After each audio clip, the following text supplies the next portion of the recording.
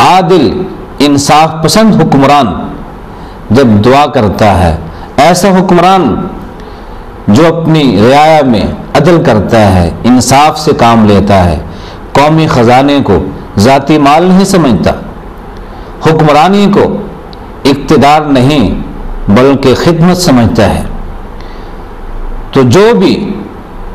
عادل انصاف پسند حکمران ہوگا اس کی دعا بھی رب ذوالجلال قبول فرماتے ہیں، رد نہیں کرتے۔ تو یہ اس ذکر الہی کی فائدے ہیں کہ انسان جب اللہ کو کثرت سے یاد کرتا ہے تو اللہ بھی اس کی دعا کو رد نہیں کرتے، اس کی ہر دعا کو، ہر پکار کو وہ سنتے ہیں، اسے قبول کرتے ہیں۔ ایک دوسری حدیث میں آپ فرماتے ہیں کہ قیامت کے دن جب کہیں کو سایہ نہیں ہوگا، عرش الہی کے سوا کہیں کسی کو سایہ میسر نہیں ہوگا، تو عرش الہی کے سایہ میں آنے والے لوگوں میں سے ایک شخص وہ ہوگا، ذکر اللہ خالیا ففاضت عیناہ، کہ جس نے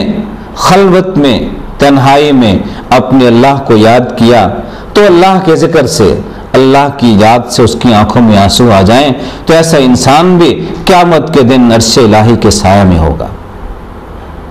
یہ ذکر الہی کے فائدے ہیں جن کا ہمیں احساس نہیں ہے اور ہم ان سے آشنا نہیں ہیں۔ صحیح حدیث میں آپ فرماتے ہیں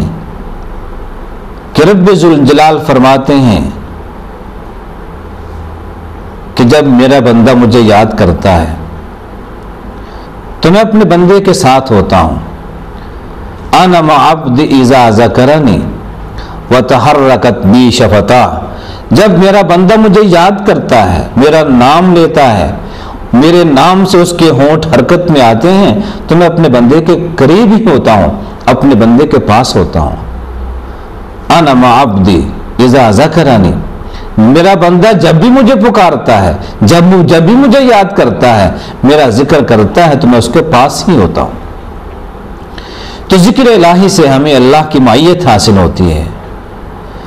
اور جس انسان کو اللہ کی معیت حاصل ہو جائے اسے پھر کسی اور کی فکر نہیں ہوتی۔ اور ذکر الہی ہے بھی یہی کہ انسان ہر ایک کو فراموش کر کے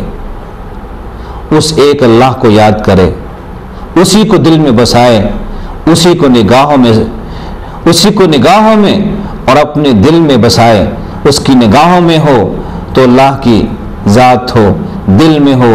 تو اللہ کی ذات ہو۔ اور جب کوئی شخص صحیح معنوں میں ذکر الہی کی لذت سے آشنا ہو جاتا ہے، پھر یہ ساری دنیا کی دولتیں، یہ ساری دنیا کی لذتیں اس کے سامنے ہیچ ہو جاتی ہیں۔ آپ یوں سمجھ لیجئے کہ ذکر الہی سے انسان کو کس طرح قوت حاصل ہوتی ہے، کس طرح تقویت ملتی ہے کہ ایک انسان جو کسی بھی مقام پہ کسی مصیبت میں پھنس جائے، پولیس کا سپاہی اسے کسی مقام پہ پکڑ لیتا ہے، کسی اشارے کی مخالفت کرتے ہوئے، کسی قانون کی مخالفت پہ اس کی گرفت کرتا ہے، تو اس انسان کو یاد آتا ہے کہ میرا دوست وہ فوج میں کرنل ہے، میرا ایک دوست فلاں شہر میں بہت بڑا افسر ہے، وہ اپنے دوست کا نام لیتا ہے کہ میرا فلاں دوست وہ فوج میں بڑے عہدے پہ ہے، وہ فلاں شہر میں بڑے عہدے پہ ہے،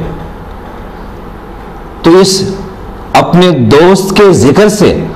اس کے اندر قوت پیدا ہوتی ہے، وہ سپاہی سے جھگڑتا ہے، اس سے بحث کرتا ہے، الجھتا ہے، لیکن جب دوست کا تذکرہ یا دوست کی یاد اس کے ذہن میں نہیں تھی، اس کے اندر کمزوری تھی،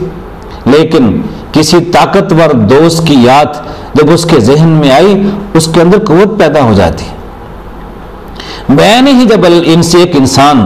اللہ تعالیٰ کی عظمتوں کو اور اس کی قوتوں کو جان کر جب اسے یاد کرتا ہے کہ اللہ تعالیٰ کن عظمتوں کا مالک ہے، کن قوتوں کا مالک ہے، ساری کائنات کا وہ خالق ہے، ساری قوت